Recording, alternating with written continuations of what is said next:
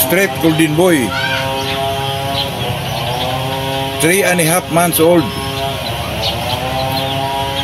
Ito'y may-ari na mga kaibigan.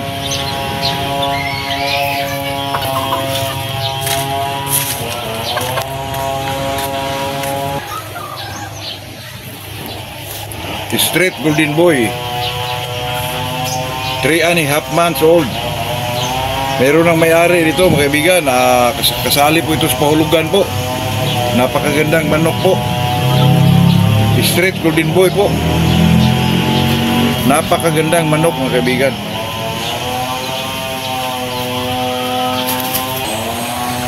Pumpkin sa gold. Pumpkin sa gold po.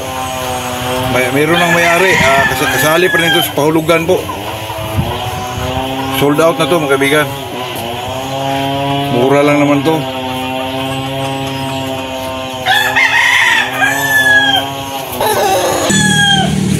Po mga kaibigan ay straight golden boy po.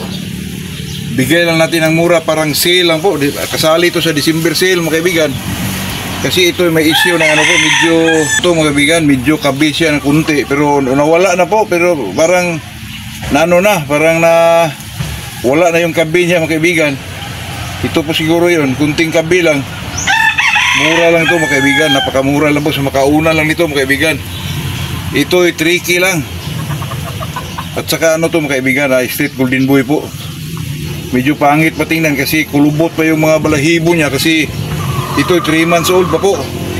Pero straight golden boy ito mga kaibigan, sa makauna lang po. Message lang sa Macau Shots mga kaibigan. Straight golden boy po, medyo kabilang dito mga kaibigan ng kunti, ito po. Pero magamit ito mga kaibigan kasi straight golden boy po to.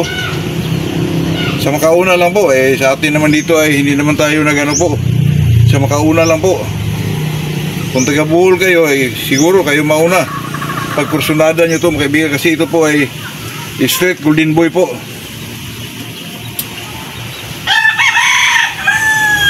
Good morning sa ating lahat mga kaibigan. Andito na naman tayo sa ating usapang magmamanok po. Kanina mga kaibigan ay pinapakita ko lang po yung mga napudos nating medyo malalaki ng golden boy po. Napakaganda po, napaka-healthy talaga. At saka yung nakakuha man sa akin ng mga 3 months old, 2 months old, tingnan nyo yun mga kaibigan. Pagdating ng mga 5 months o 6 months old doon mga kaibigan ay talagang makita nyo po ang pormahan mga kaibigan.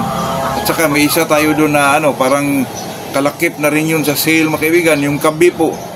Kasi yung kabi mga kaibigan ay medyo kulubot pa yung mga balahibo niya kasi bata pa siya, 3 months old pa po. Pero pag dating ng mga 5 buwan doon mga kaibigan ay talagang maganda na yung mga balahibo doon.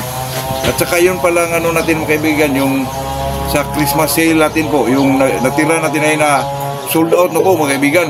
Ubos na lahat mga kaibigan. At saka nagpasalamat tayo kasi nakakuha kababayan lang din natin dito. Medyo malalapit lang, hindi na sila magastos sa shipping po.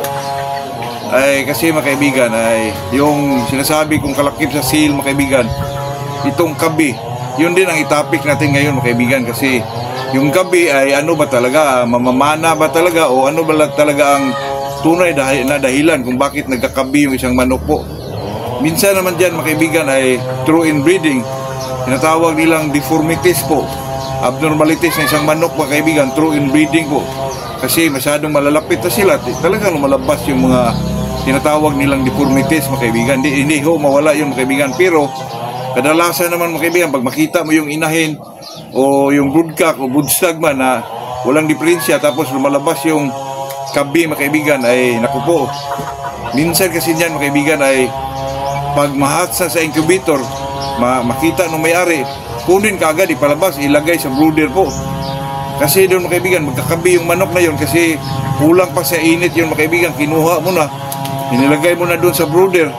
Kasi dapat doon mga kaibigan ay pag mapisa na yun sa isang incubator, palampasin mo muna ng 24 oras mo para talaga medyo kumplito na yung mga mga kaibigan. Kasi pag hindi po, kulang pa sa init, ay nako, talagang lumalabas yung mga kabi mga kaibigan.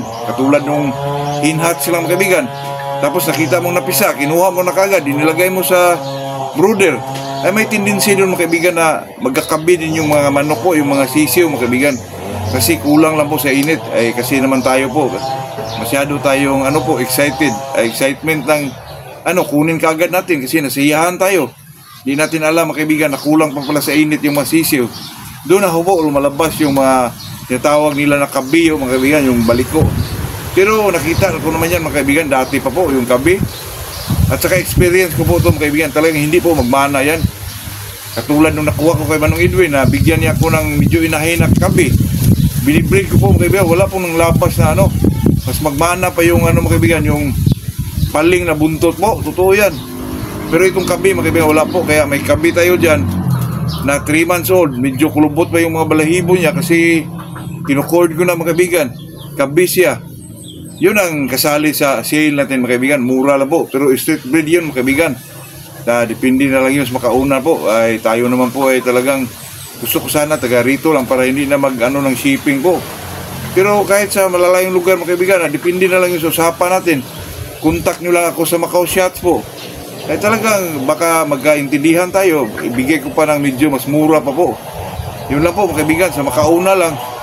At saka yun lang ang ating may topic sa araw na to. At saka pinaalam ko na rin nga na sold out na po mga kaibigan, pati yung broodcock natin. Nakakuha po sa malalayong lugar po talaga. Siguro nakasubaybay sa ating vlog. Alam nila kung saan natin kinuha yung mga manok natin.